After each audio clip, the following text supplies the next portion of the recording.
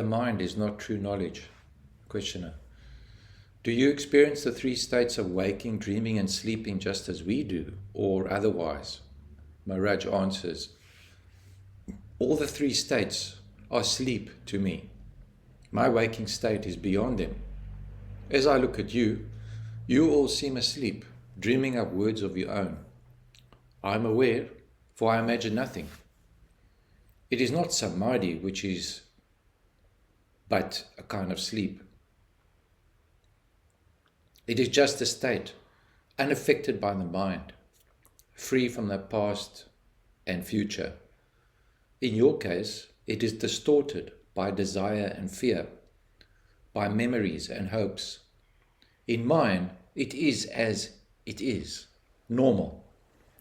To be a person is to be asleep. Questioner.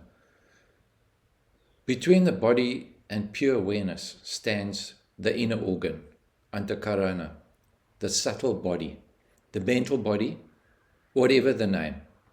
Just as a whirling mirror converts sunlight into a manifold pattern of streaks and colors, so does the subtle body convert the simple light of the shining self into a diversified world. Thus I have understood your teaching. What I cannot grasp is how did this subtle body arise in the first instance? Maharaj, it is created with the emergence of the I am idea. The two are one. Questioner, how did the I am appear?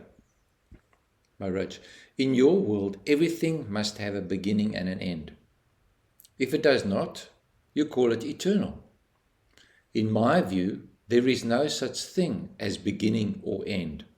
These are all related to time.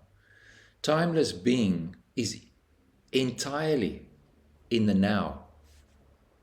Questioner, the antakarana or subtle body, is it real or unreal?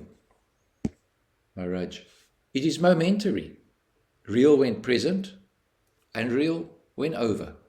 Questioner, what kind of reality is it momentary? Maharaj, call it empirical or actual or factual. It is the reality of immediate experience, here and now, which cannot be denied.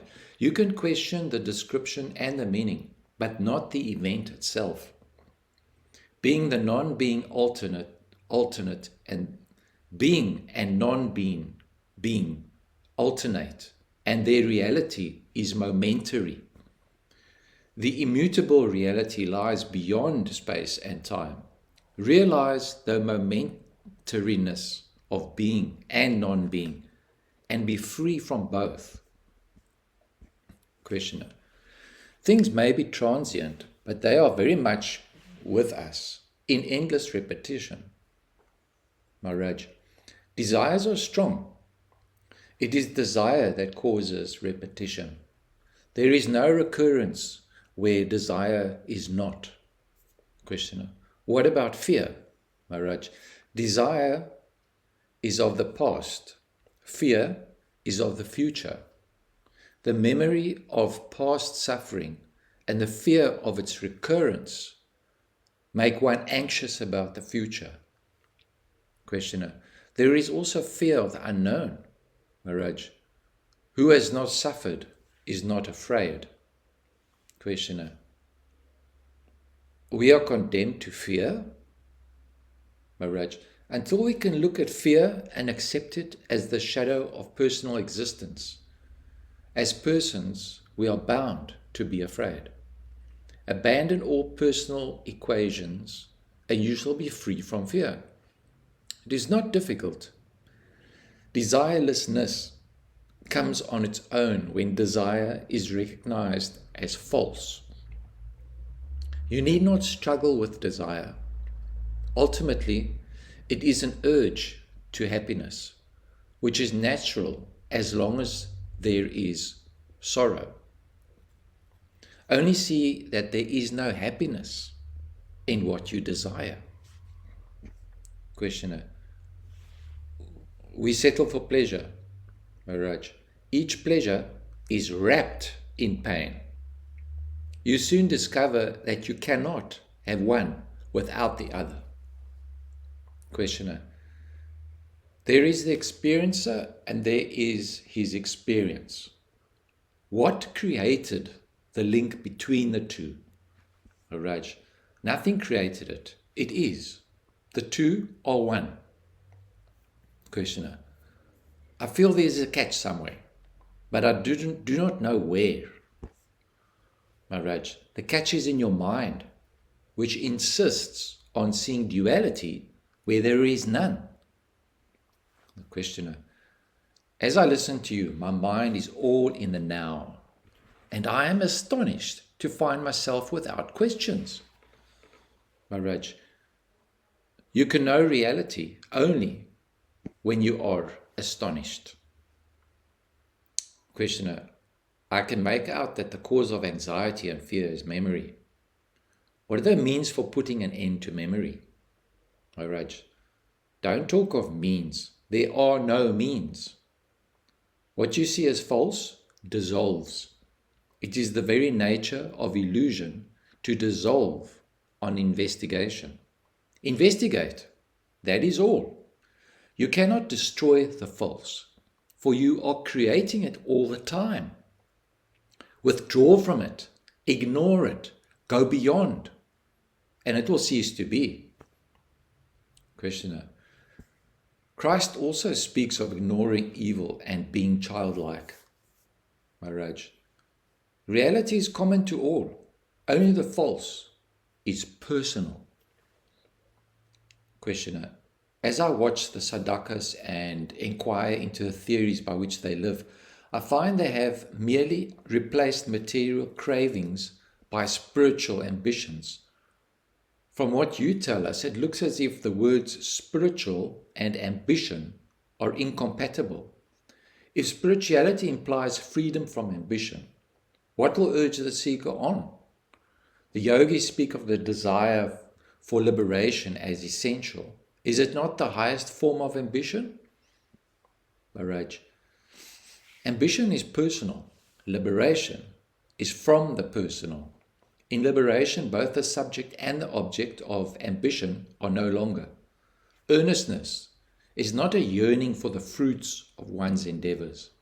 It is an expression of an inner shift of interest away from the false, essentially the essential and unessential, the personal. I say that again. Ambition is personal. Liberation is from the personal. In liberation, both the subject and the object of ambition are no longer. Earnestness is not a yearning for the fruits of one's endeavors. It is an expression of an inner shift of interest away from the false, unessential, the personal.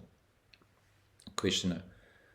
You told us the other day that we cannot even dream of perfection before realization, for the self is the source of all perfection and not the mind. If it is not excellence in virtue that is essential for liberation, then what is? Maharaj, liberation is not the result of some means skillfully applied, nor of circumstances. It is beyond the causal process. Nothing can compel it. Nothing can prevent it. Questioner. Then why are we not free here and now? Maharaj. But we are free here and now. It is only the mind that imagines bondage. Questioner. What will put an end to the imagination? Maharaj. Why should you want to put an end to it? Once you know your mind and its miraculous powers and remove what poisoned it, the idea of a separate and isolated person, you just leave it alone to do its work among things to which it is well suited. To keep the mind in its own place and on its own work, in its own work, is the liberation of the mind. Questioner. What is the work of the mind? Maharaj. The mind is the wife of the heart, and the world their home, to be kept bright and happy. Questioner. I have not yet understood why. If nothing stands in the way of liberation, it does not happen here and now. Maharaj. Nothing stands in the way of your liberation, and it can happen here and now. But for you, your being more interested in other things, and you cannot fight with your interests. You must go with them, see through them, and watch them reveal themselves as mere errors of judgment and appreciation. Questioner. Will it not help me if I go and stay with some great and holy man?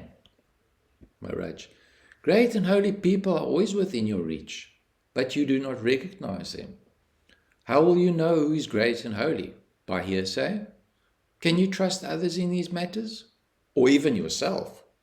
To convince you beyond the shadow of doubt, you need more than a commendation, more even than a momentary rapture. You may come across a great and holy man or woman and not even know for a long time your good fortune. The infant son of a great man for many years will not know the greatness of his father. You must mature to recognize greatness and purify your heart for holiness, or you will spend your time and money in vain and always miss what life offers you. There are good people among your friends. You can learn much from them. Running after saints is merely another game to play. Remember yourself instead and watch your daily life relentlessly. Be earnest, and you shall not fail to break the bonds of inattention and imagination. Questioner. Do you want me to struggle all alone? Maharaj. You are never alone. There are powers and presences who serve you all the time most faithfully. You may or may not perceive them. Nevertheless, they are real and active.